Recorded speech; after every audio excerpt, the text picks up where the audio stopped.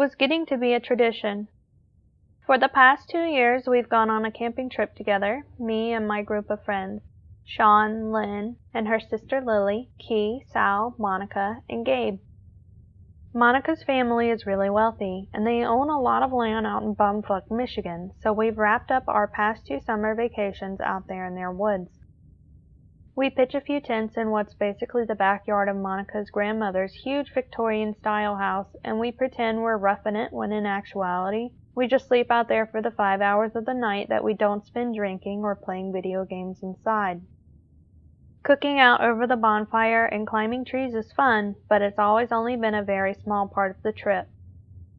None of us talked about it or admitted it out loud, not even Monica, but we were all a little afraid to be out there for too long. We had no concrete reason to be, but we were. No matter how many times the Pines family assured us that the property was safe, I'd never seen or heard anything out of the ordinary out there.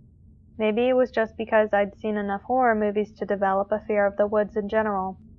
But I don't know. Something about the air and the intimidatingly vast property just made me feel really vulnerable. I got told just days before we were supposed to leave that I wouldn't be able to take the time off for the trip. One of my fellow supervisors at work had to go in for emergency surgery on his knee, and my store just didn't have the coverage. I was really bummed, but my friends didn't hold it against me. We all know being an adult sucks sometimes. I told them they could still use my cooler and my tents and my camcorder, and that they should video blog the trip for me. I hugged them all goodbye the morning they left, and then I went off to my shift. I told Sal to call me once they got there because I knew he would be the only one who'd remember to check in. Sal never called. None of them did. I left work at 10 p.m. and tried to text and call all of them, but none of them got back to me. I checked Twitter, Facebook, nothing from anybody. No updates since Gabe's hitting the road status from earlier that morning. I felt like throwing up. Something felt really wrong. Key's mother called me as soon as I started to panic, and she sounded really rattled too. He hadn't talked to her all day, and he's really good about touching base with her when he takes trips. I'd later learned that the whole night my friends' parents were all trying to get in touch with each other. None of them heard from their kids since they first got on the road. Monica's mom called the landline to the house several times. Grandma Pines was out of town this year, but Monica should have answered if they were there. She didn't.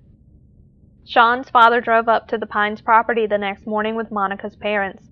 He told me something felt off as soon as he stepped out of his car. When you pull up to the house, there's no fence or anything, so you can see if anything is set up in the area surrounding it. He would have been able to see if everyone had set up tents and gear as soon as he got up to the path, but there was nothing. But he said all the house's windows were open and all the lights were on.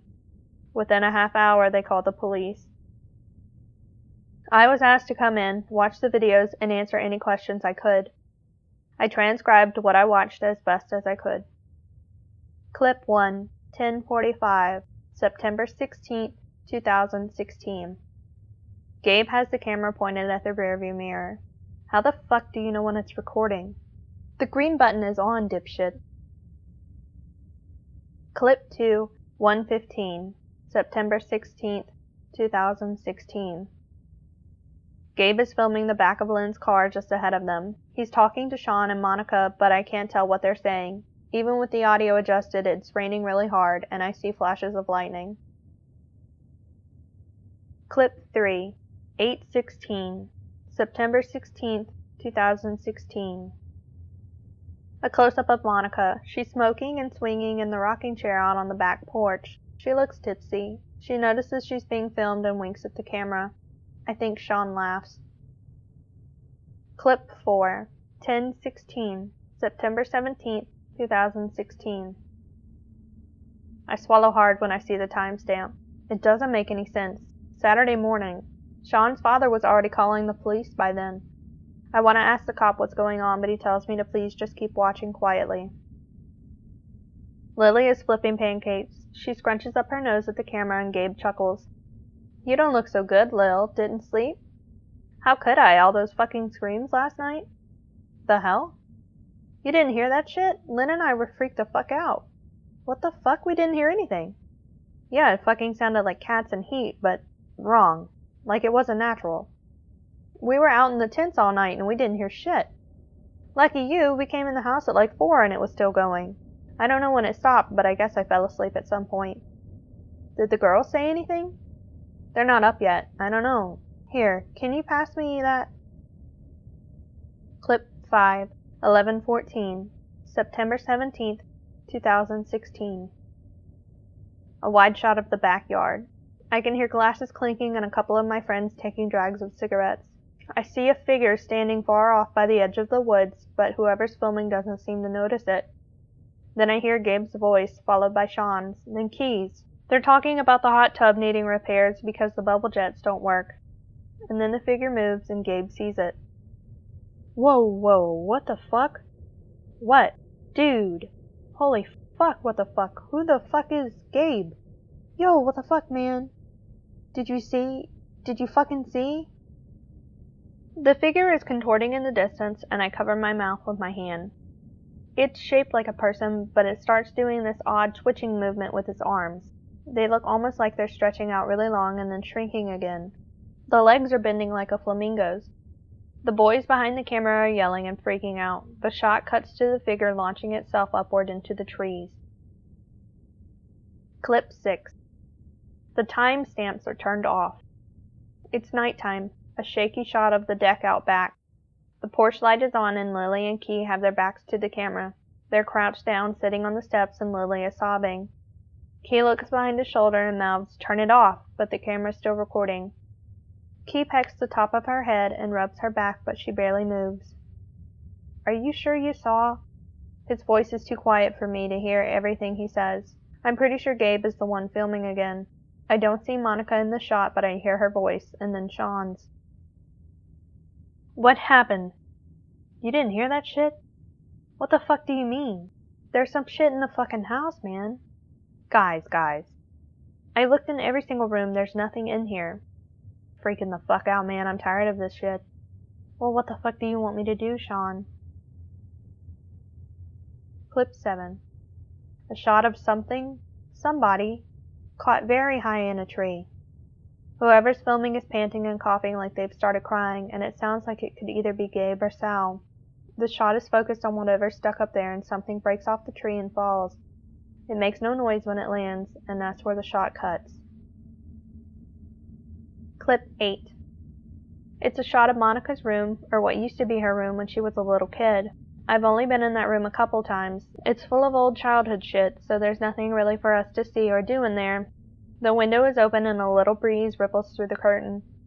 There's a crash like glass shattering from what sounds like downstairs, and I nearly jump out of my seat, shielding my eyes, but the cop touches my arm, tells me there's nothing scary in the shot. It's still just the room, pink and purple, with sunshine coming through. The clip ends with another loud crash, and I swear I see a flicker of someone's face, wide-eyed and gaunt, peeking into the corner of the window, just for a second. I gasp out loud and whip around to look at the cop, and he gives me this nod to keep watching. The last clip they show me is a still, blurred shot of the living room. The camera's facing the window, overlooking the backyard, and I can see the lit campfire. The TV isn't in the shot, but I can hear the music to the menu screen of one of the Mario Kart games. The shot is shifting in and out of focus, and I can tell nobody is recording. The camera's just been left on. It's about a minute and a half of just this, then suddenly the power in the house goes out with a crack and I shake in my seat. There's a strange howling noise from outside, but it's not a coyote, not an animal. It sounds like 2 or 3 people mocking wolves, but warped. Something hits the window with a hard thud and I wince.